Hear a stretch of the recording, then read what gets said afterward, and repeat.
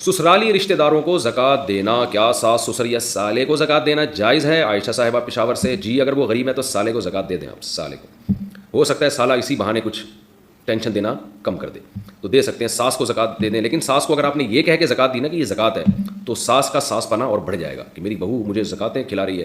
بلکہ آپ نے اگر ساس کو زکوٰۃ دینی ہے تو گفٹ کا نام دے کے دیا کریں.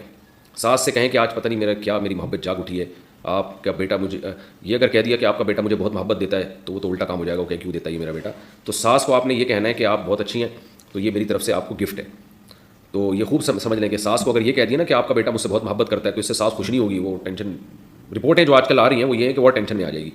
تو بس یہ کہہ دیا کہ اس سے کہ بھئی یہ جو ہے وہ اچھا یہ کہہ دیا کہ آپ کا بیٹا میرے ساتھ اچھا سلوک نہیں کرتا تو بھی ساس کو ٹینشن ہوگی کہ میرے بیٹے کی شکایت کر رہی ہے. اور اگر یہ کہہ دیا آپ کا بیٹا مجھ سے بہت محبت کرتا ہے، اچھا سلوک کرتا ہے، تو شکایت ہوگی اپنے بیٹے سے یہ کر کیا رہا ہے. تو حکیم الامہ نے لکھا ہے کہ ساسیں کسی حال میں خوش نہیں ہوتی.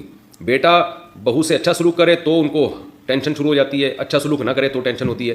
لیکن میں بار بار بتا دوں، یہ میں ان ساسوں کے بارے میں بات کر رہا ہوں جو میرا کلپ دیکھ نہیں رہی ہیں، سن نہیں رہی ہیں، یہ ذہن میں رکھیں. اور جس ساس تک بھی میرے اس کلپ کی خبر پہنچے گی میں اس کے علاوہ ساس کی بات کر رہا ہوں. ایسا نہ کوئی ساس ٹینشن میں آ جائے مفتی صاحب میرے بارے میں ایسا کہہ رہے ہیں تو آپ کے بارے میں کہہ نہیں رہا، میں آپ کے علاوہ کے بارے میں کہہ رہا ہوں. بہرحال ساس سسر یا سالے کو زکوٰۃ دی جا سکتی ہے اگر وہ غریب ہیں، لیکن جب عزت دار لوگوں کو زکوٰۃ دینا تو زکوٰۃ کا لیبل نہ لگائیں، اس پہ گفٹ کا لیبل لگائیں. دل میں زکوٰۃ کی نیت کریں، دیتے ہوئے آپ تحفہ کہتے ہیں اس کو.